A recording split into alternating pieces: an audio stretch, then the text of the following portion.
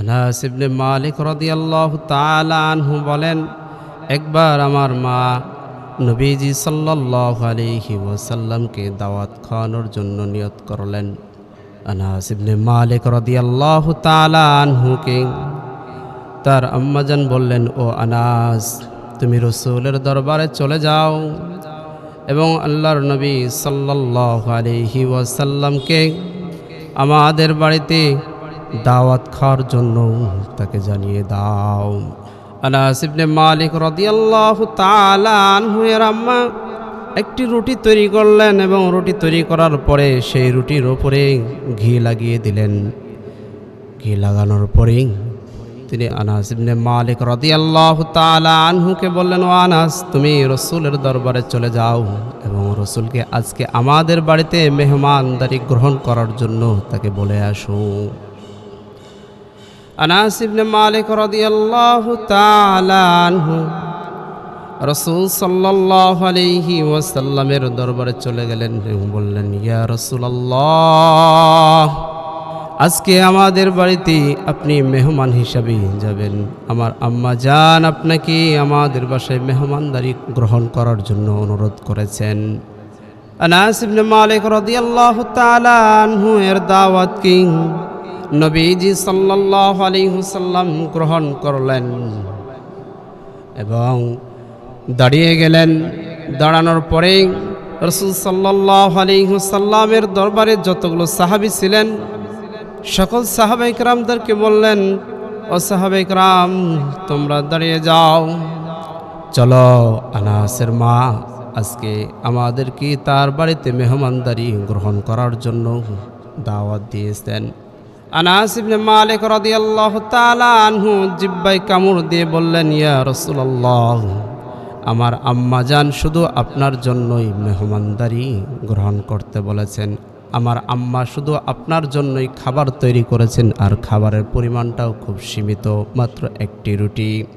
নবীজি সাল্লাল্লাহু আলাইহি ওয়াসাল্লাম আনাস ইবনে মালিক রাদিয়াল্লাহু তাআলা আনহুকে বললেন, ও আনাস, তুমি কোনো চিন্তা করো না, ঘাবড়ায়ও না, তুমি নিশ্চিন্তে থাকো। যতটুকু খাবার রয়েছে সেই খাবারের উপরে আল্লাহ তাআলা বরকত দান করবেন। সুবহানাল্লাহ।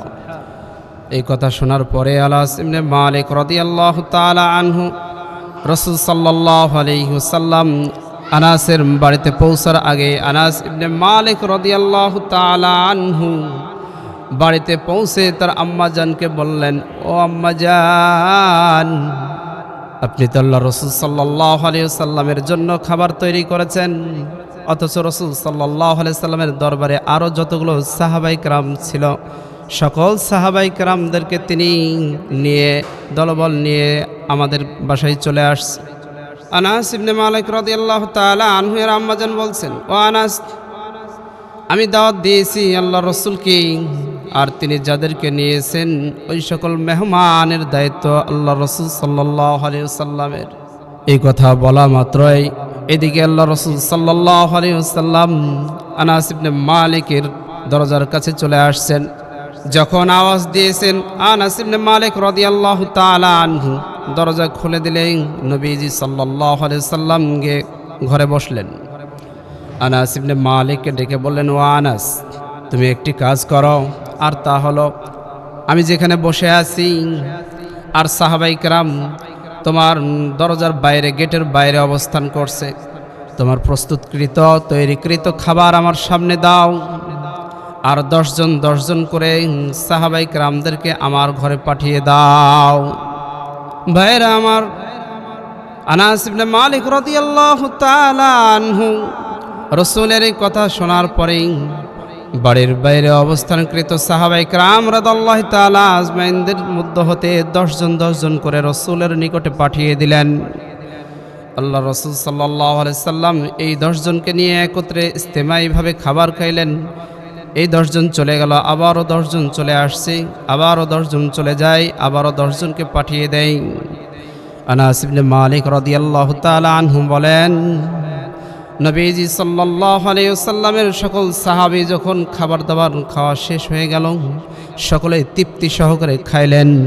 নবীজি আমাকে ডেকে বলেন, ও আনাস, তোমার আম্মা যেই খাবার প্রস্তুত করেছেন, তৈরি করেছেন, এই খাবারের জায়গায় রয়েছে আল্লাহ পাক এই ইস্তেমাই খাবার একসঙ্গে খাওয়ার কারণে বারাকা দান করেছেন। সুবহানাল্লাহ। এই জন্য মুহতারাম হাজিরিন, প্রত্যেকটা কাজ যদি জামাত আকারে হয়, ইস্তেমাই হয়, একত্রিত হয়ে হয়, সেই কাজের মধ্যে বরকত রয়েছে।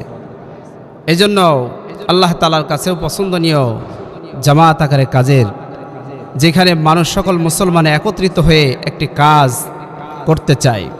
নবীজি সাল্লাল্লাহু আলাইহি সাল্লাম বলেছেন, নামাজের জামাত আল্লাহ তাআলার কাছে প্রিয় এবং ইস্তেমাই কাজ এটা আল্লাহ তাআলার কাছে প্রিয়। এজন্য যখন আপনারা ঘরে অবস্থান করবেন, চেষ্টা করবেন পরিবারের সকল সদস্যদেরকে নিয়ে একসঙ্গে খাবার খাওয়া। তাহলে কি হবে, যদি খাবারের কিছু কমতি হয় তাহলে ওই খাবারে আল্লাহ তাআলা বরকত দান করবেন এবং সকলের খাবার পরিপূর্ণ হয়ে যাবে। সুবহানাল্লাহ। আল্লাহ সুবহানাহু ওয়া তাআলা আমাদেরকে এই কথাগুলোর প্রতি আমল করার তৌফিক দান করুন।